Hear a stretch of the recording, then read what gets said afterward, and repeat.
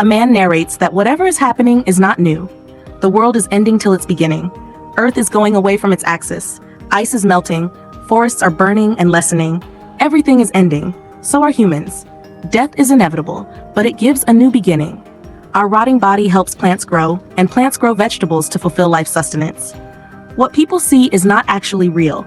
If they will really see with opened eyes, they'll see life. They are just seeing as they have always been doing. In today's era, we know the truth they don't. We can see, they don't. It's our responsibility to remove the fear of what's going to happen from them. Sabrina is just trying to see from Teddy's eyes, but still can't. There are a few new recruits. They saved them from undead her. They are coming down. Here they are. He asks not to fear anything and welcomes them to holding.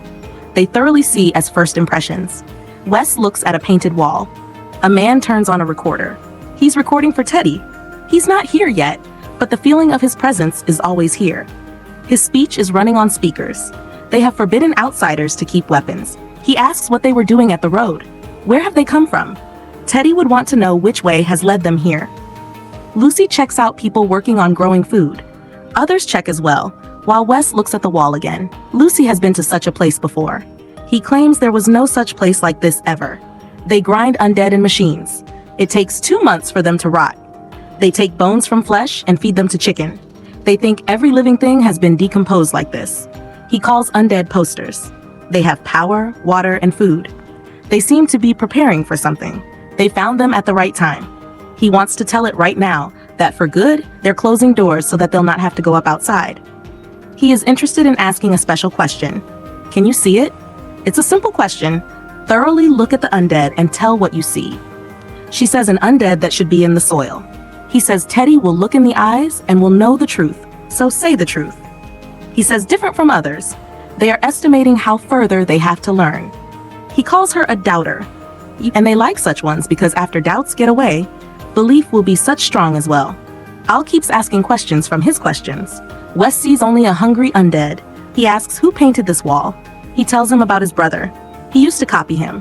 His name was Nick, Pablo. My brother was my best friend. He wanted to become like him. He's asking about family, as Teddy says every generation gives way to the next one. He says she's looking at him like he's reminding her of something. It's her mom. He says her end was her beginning. Al asks if they found anything. Nobody tells anything. They need to earn their trust. They need to earn Teddy's trust. Until Teddy gets here, they will find info on why Virginia feared them and will get out before they make them fertilizer. The man says they're back. Now they can meet. They all stay with other people before coming to the elevator. It opens. A black man is here. Teddy sent them ahead. He'll come later. It's Derek. He hugs him. They're wondering what's happening. Both are alive. Al says they just found a way inside. Wes and Derek lunch together. Wes spent several days thinking he was split into several parts. Derek says he had found condensed milk, an entire crate that day, and hid from a herd of undeads in a shed. The wood was too heavy, and he passed out. When he woke up, he was here. He went to look for him, but he was gone, and his bike as well. He says his bike's sound was good, not now. He tells him about things going better now. He paints to show people what he sees. He says those messages on trees they painted were meaningless. Teddy made him understand, and it has meaning what he's doing here now. Wes asks what he's doing. He says he's not ready for the answer and will see him after shift at dinner. He gets up and gazes at the painting. Lucy comes along and asks him to be careful. Wes thinks Derek doesn't know about Tanktown. Lucy tells him when people believe in something, they do things we think they'll never do. A girl is taking vegetables, another is serving, and they're having dinner maybe. Wes says it might be like this, that these people are not dangerous, or they were only fighting Virginia, or Virginia was just scaring them. Al says what happens in that tower, they did it. She's gonna ask him. He's here, he told him about Alicia. That man whispers to him. He has to go topside for a while and leaves with him. Al asks if he knows Derek's room. Today they are gonna skip dessert. They get in there and search everything. Al can hear something across the wall. He checks boxes and one of them has maps. Al sees them. These are Isabel's CRM maps. Al says it doesn't end at Ginny. These coordinates in the diary are of Tanktown. And there are logs of when Virginia was sending people to Tanktown and other settlements. Derek knew what he was doing. She asks, sorry? Wes says they will have to open his blind eyes. He's painting on the wall. Wes gets here and says that he did those attacks on settlements. He asks for a reason. Derek says you will not understand because you're not ready and can't see yet. He says to make a new beginning, everything topside has to die. He tells him about Tanktown and how shrapnel almost killed him. He killed those innocent people topside. He knows him, but it's not him. He asks him to go with them. Derek says they used to live like topside settlements, but he want to live on here now. He asks him to go with him to Morgan Jones. Derek acts shocked or joyous on hearing Morgan Jones. He says he's got to trust his brother. For his new beginning, he will have to go with him. He says if they catch them running, they'll kill. Wes says then we'll not get caught at all. They are leaving now. Al says she and Dwight had kept a few boxes at cities a few kilometers south. Alicia asks, and he says this bag has maps and coordinates of those places they will attack. As the elevator opens, she aims at him. Wes says he'll not betray. Here they are. They are surrounded. They bring them into a room. This room has embalming equipment from a funeral home. The man says they will not become a part of their new beginning if they only tell him where Morgan Jones is. They will first go with Wes. The man starts the machine, takes extracting pin. Derek is here and asks him to tell him. Otherwise, they'll kill him. Wes says, you were betraying. Derek says he didn't want to go. There's meaning in what he's doing here, and Wes should be here as well.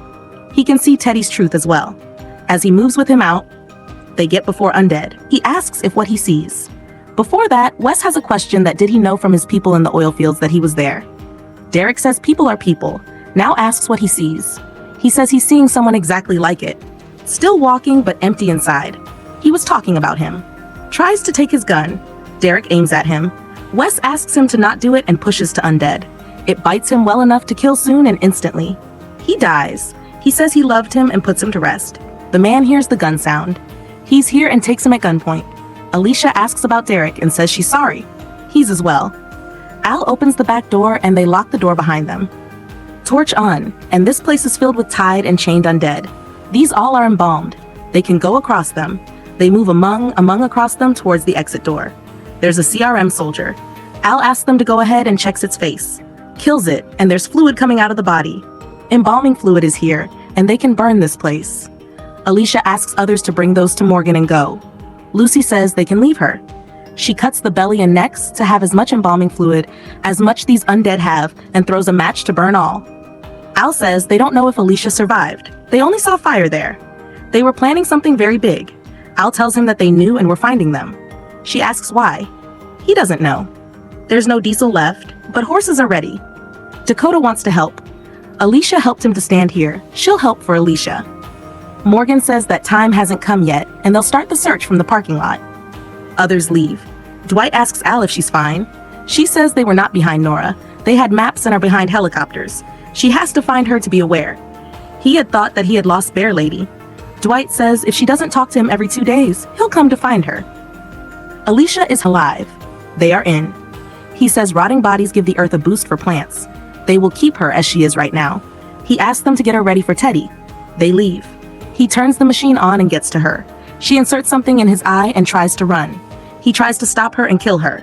She hurts his wound, takes the needle and inserts it in him. It sucks his blood.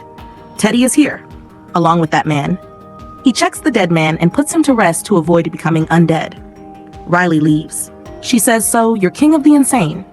He knows her name from Riley's recording of her interview. He says, did you give this sacrifice because you're very kind-hearted, or you are punishing yourself, or maybe following her mom's path? She says she doesn't care about his anything. He can do it quicker, whatever he has to do. His nonsense doesn't have any importance to her. If he want to kill her, it's not going to happen. He says your companions and you destroyed our years of struggle, but he'll not kill her. He says every end gives a new beginning. Alicia says, what do you hell want actually? He says he want to save her. He says he has been looking for someone like her for a long time.